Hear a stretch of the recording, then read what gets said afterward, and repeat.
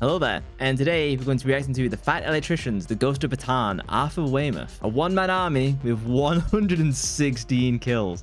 I think that might be the most kills by a single individual that is recorded. If you were to ask me to name one person off the top of my head that should have been awarded the Medal of Honor but wasn't, it would be a toss-up between Jake McNasty McNeese and this guy. Oh, okay, I don't know about this person. Arthur Wermuth, or as the Imperial Japanese Army referred to him, the Ghost of Bataan. This video is brought to you by Operation Good Boy. It's an online Operation Good Boy? Every month we'll send you and your dog a care package. Oh, it's for you and your dog, I see. Go on walks, a water bottle for when we go on walks, some dog poop picker-upper bags, some daily supplements for him, and a couple bags of his favorite treats, TREs. Oh, damn. Look, the dog knows his treats. Look at him. Yeah, give me 5. Nom, nom. Head to the best. Also buy the treats, the supplements, or the gear individually. G-O-B. Regardless of what you get, you're gonna get 15% off. Is that like an MRE for dogs? So go check them out. Thanks. Let's get back to the video. All right, important background info. December 7th, 1941, Japan attacks America at Pearl Harbor. Okay, everybody knows what Pearl Harbor is, but what most people don't realize is that while Japan was attacking America, they were also simultaneously launching attacks on pretty much every other nation and island in the Pacific. Hong Kong, Wake Island, Guam, Malaya, Singapore, Thailand, all of these nations and islands. Extremely coordinated attack. 3 months. All of them except for one.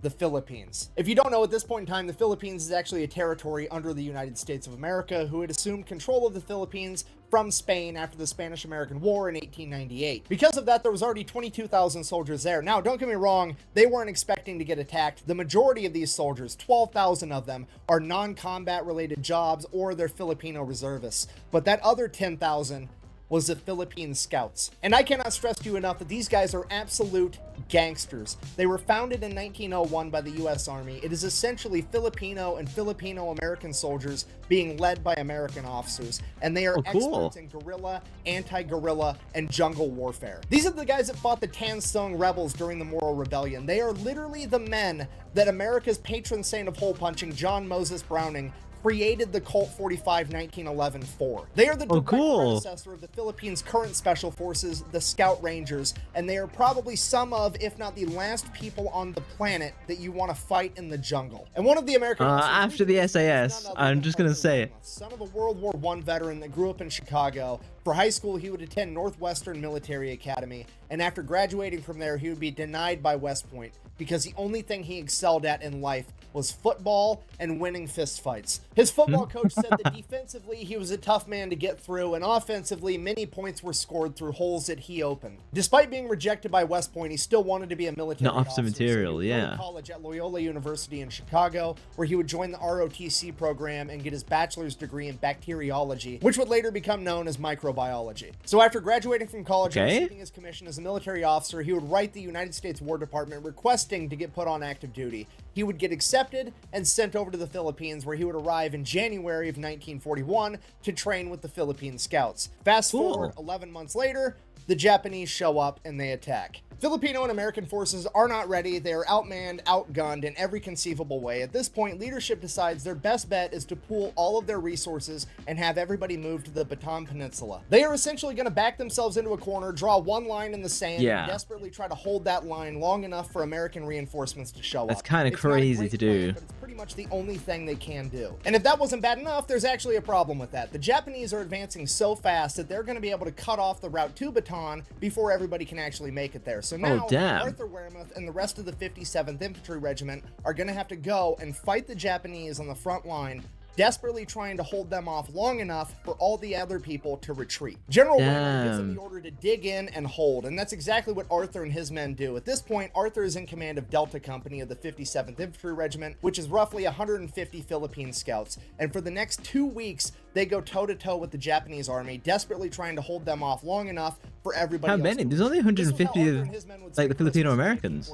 Dealing heavy losses to the enemy. But by New Year's, they had faced the same thing and endured heavy losses themselves. By the first week of January 1942, Arthur's 150 men had dwindled down to just 37. At this point, it became clear that they were not going to be able to hold the front line, at which point they were ordered to retreat back to Bataan. But Arthur had a plan to slow down the Japanese even further. Arthur volunteers to sneak back into a city that recently fell to the Japanese by himself, because in that city there's a wooden bridge, and that wooden bridge is going to prove vital for the Japanese to quickly Okay, so he's going to try and blow the bridge solo? If Arthur can get rid of it, it is going to severely hamper their ability to do so. So Arthur is going to sneak into this city by himself with demo charges. Guys, this is a white guy from Chicago going into a Filipino city by himself to blow up a wooden bridge invaded by the Japanese. I think he's gonna stick out. His Thompson submachine gun and 2 5-gallon jugs of gasoline. He is then going to make his way to Main Street under the cover of night, dump the gasoline all over the buildings, and light Main Street on fire. Once all the buildings in Main Street are engulfed in fire starter, that is a signal to the Philippine scouts miles away that they're going to start dropping artillery on that area, and Arthur is going to use that as a distraction to make his way over to this bridge, place some demo charges, and blow it up. And that's pretty much exactly what happens. Arthur sneaks into He goes completely to plan. Main Street on fire, waits for the fire to grow a little bit, at which point Arthur knows the artillery fire is coming right on top of him any second, and he just has to make a run for this bridge. But this bridge is wide out in the open right next to Main Street, and he is about to run essentially down Main Street towards a bridge that's being guarded, and there is hundreds of Japanese soldiers everywhere. All right, yeah, seems easy enough. Thankfully, most of them are distracted by the fact that most of Main Street is on fire, and not a lot of them take notice of the fact that there is now a 190-pound American yeah, this is like one of the top like foot player body builds. Like Americans. This guy is huge. He's wide. He's got a Thompson machine gun. He's white. he's got demo charges on his back. He's running away from a fire. Down Main Street towards the bridge, but eventually a couple of them would take notice and begin firing at Arthur, and he would be struck in the calf and fall to the ground. Oh, and damn. Right then is when the artillery rounds started dropping, and as soon as the artillery rounds started dropping, Arthur waited there for a second, and then when he thought they were all distracted again, he got up and continued to run towards the bridge. Straight in the calf. He proceeded to place the demolition charges, blowing up the bridge before disappearing back into the jungle and making his way back to his nice. So Arthur and his men make it to Bataan. At this that alone should be like nearly towards like Medal of Honor territory. You have to put yourself in Arthur's shoes. He is one of the highest ranking officers on the ground. He was just in charge of 150 men 2 weeks ago, and only 37 of them survived. That's not necessarily his fault. He was placed in a completely unwinnable situation. He almost had a suicide mission, frankly, just to hold against all the Japanese for like 150 men or whatever.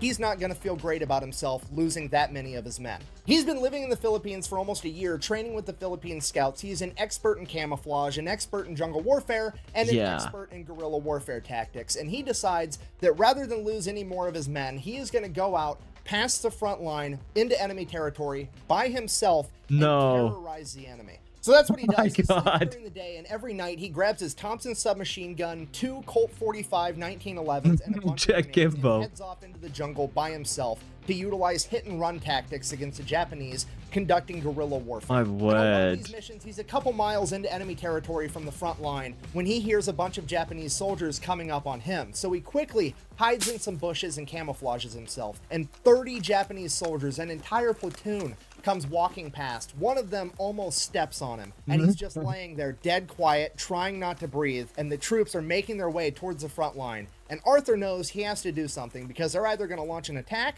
or they're getting reconnaissance to scout the front line. Either way, these guys got to go. He knows that even if he pops up with the element of surprise from behind them with his Thompson submachine gun, he's still going to lose that firefight. So yeah, because they'll be spread out. They won't be like marching as like a column or whatever. They'll all be spread out, walking through the forest. He does the only thing he can think to do, and that is to get up and start walking in the column with these guys as if he was one of them. So he is literally following in this Japanese column, walking through the jungle towards the front line. Guys, the balls to do this is wild.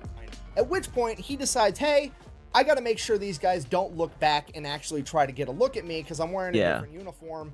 They're going to know. Different uniform, completely different skin color, completely different weapons. So he decides that every time one of them steps on a twig or makes a noise, he's going to shh, so they be more quiet. Just reassuring them, like, oh, that's obvious. The universal be quiet sound. Trying to get me to be quiet because they're on my side. Arthur Wermuth has just switched gears from John Rambo to Bugs Bunny fucking with Elmer Fudd. And he follows these guys through the jungle for miles, just shushing them the entire way. And then when they finally get up to the front line, Arthur knows that he has to do something. He has to alert he's out of time that they're about to attack. So he does the only thing he could think to do. He quietly pulls a pin from one of his grenades and then acts like he tripped on something, stumbling to the man in front of him, grabbing a hold of him for balance. And when he grabs a hold of him, he hands the grenade to him right in the guy's chest. Oh my that God. guy obviously grabs it, and Arthur runs off into the jungle. Oh my God. Like, wait, what? Oh God. Boom! He blows up. Then Arthur Fucking turns Bugs around Bunny. to his Thompson and opens fire on the rest of them.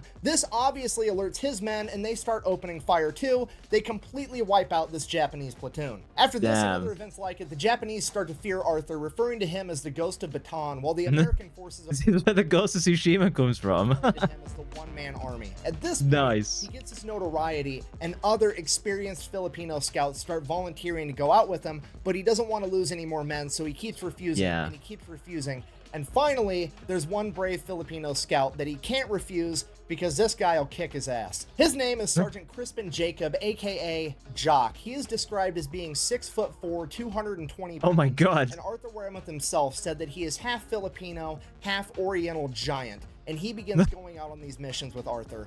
How will he fit in the bushes? The dude's massive. Time after time, Jock manages to save Captain Wermuth's life. At some Oh, point, really? apparently, Nice. the Japanese are intercepting frontline communications, but here's the thing: these communications aren't done over radio. They can't just be intercepted wirelessly. These are hardwired communications with a physical wire just strung out on the ground. This means that somewhere along that wire, the Japanese have tapped into it physically. Yeah. And Arthur Wermuth and Jock are sent out at night to investigate. So they're tracing this wire down all night long, just following this wire, and at some point in the darkness, they lose track of it. So they're trying to re-find where the wire went. They're looking. Arthur gets his legs tangled up in a vine, and he falls down. No big deal. He pulls out his knife, goes to cut the vine. Oh, shit. Wait, hold on. This is the wire. At which point he looks over to yell at Jock, like, hey, I found it. And he looks, and there is a ditch with a Japanese soldier and a bunch of equipment sitting in it, looking at him like he's dumbfounded. Arthur quickly draws his gun as the Japanese soldier draws his, and they have a good old-fashioned quick draw contest. Oh my God. Arthur wins. Arthur, then quickly making it back to his feet, is then tackled by two Japanese soldiers into the ditch. Yeah. One of them stabbing him with a bayonet through his arm, pinning him to the dirt wall inside of this trench. No. At which point, he yells for Jock. Jock then runs up to the edge of the trench and sees Fucking giant bursts out the bushes. Wermuth inside the trench fighting off two Japanese soldiers with his arm pinned to the wall. He takes aim with his rifle at the Japanese soldiers and then realizes that he doesn't want to accidentally hit Wermuth in the middle of the fight while it's still dark out. So he jumps in the trench and proceeds to beat the two Japanese soldiers to death with his rifle. He then destroys the radio equipment, helps Wermuth pull the bayonet out of his arm. He starts bleeding everywhere. He bandages that up and gets Wermuth back to the hospital. At which point, the Ghost of Bataan is now bedridden and on doctor's orders is not allowed to leave. And while all that's going on, word finally makes it back to America that there's some crazy 190-pound ex-football player running around in the jungles of the Philippines showing the Japanese what's up. And this is the one shining piece of good news that America clings onto in the days after Pearl Harbor. Arthur Wermuth unknowingly becomes an overnight celebrity in America. He is taking up all the headlines. They are making And it's funny that it's overnight because for him, he wouldn't even know about it because there's no internet, there's no nothing.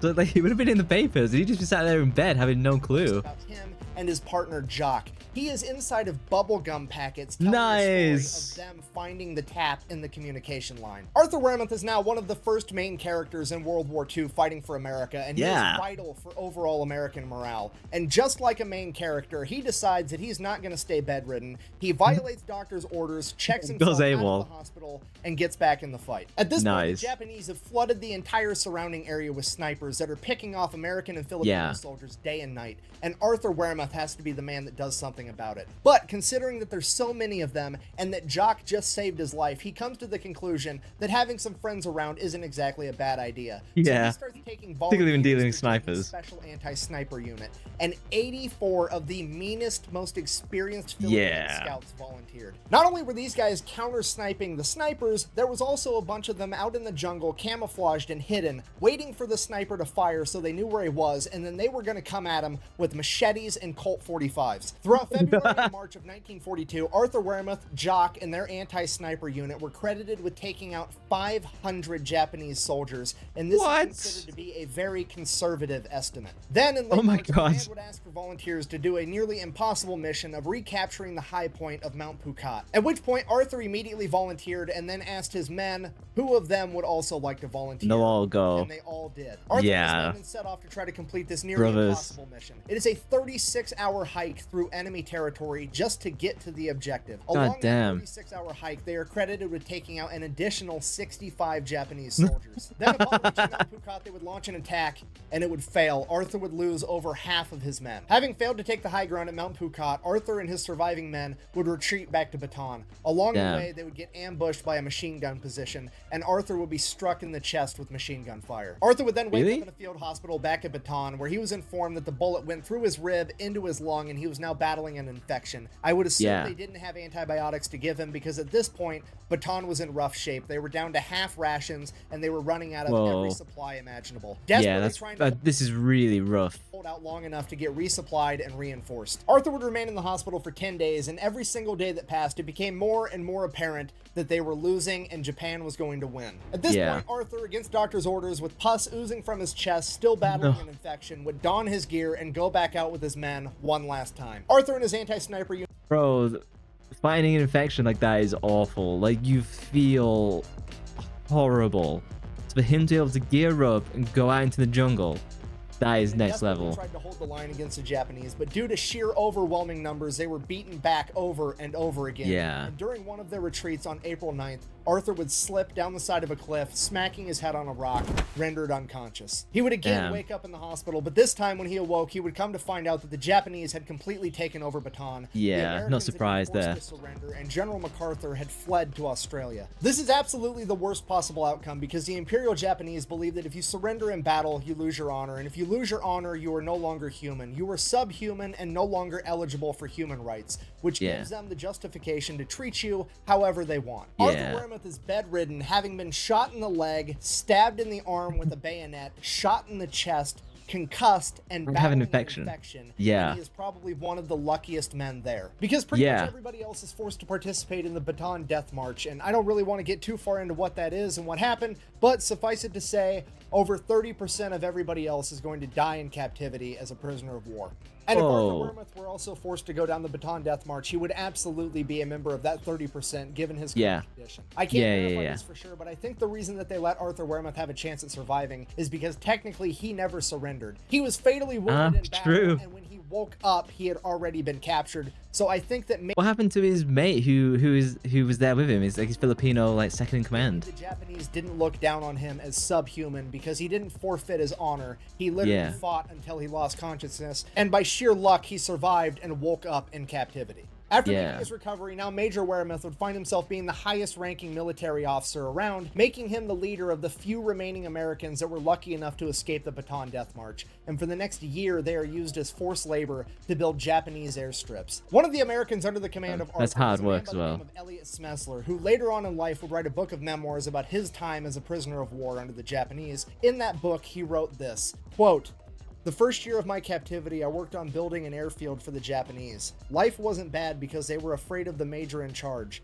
His name was Major Wermuth, and the Japanese called him Wermuth the Lion." Because they were afraid of him. Further evidence that the Japanese don't believe that he actually surrendered and didn't lose his honor in battle, because they are still scared of him despite the fact that he is their prisoner. And he definitely didn't surrender, because while Arthur and the men under his command did build the airstrip they were told to build, they sabotaged it so that the concrete would buckle underneath the weight of Japanese heavy bombers, not only damaging the airstrip, but the bombers as well. Yeah, despite being a POW for over a year, Arthur and the men under his command are still finding a way to slow down the Japanese military. Because of this, Arthur and the men under his command are sent to live on a hell ship known as the Oryoku Maru, which, if you don't know, a hell ship is essentially a POW camp on a boat, and they are infamous for their horrific living conditions. Yeah, that doesn't sound nice at all. That sounds horrific.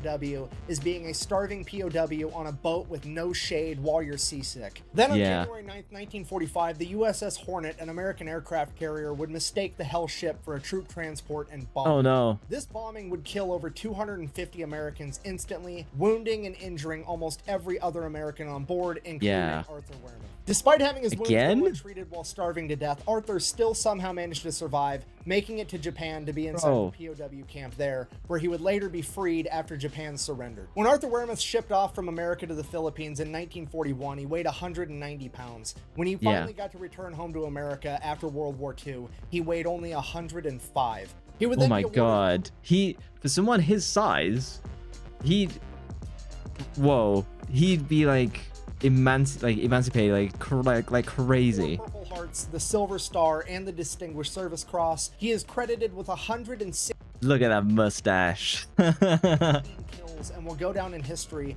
as the one-man army of Bataan.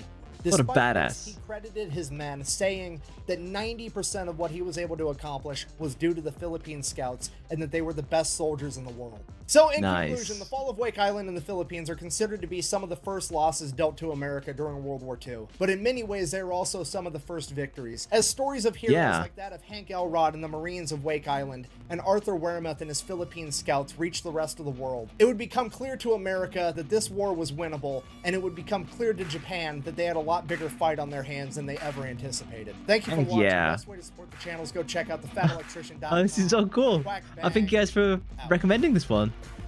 Again, he tells such good stories. This is one of my favorite channels now, and I only found this through making my own channel. Links in the description. Don't forget to like and subscribe, and don't forget that I live stream every Monday, Wednesday, Thursday, and Saturday, and I shall catch you in the next one. Bye bye.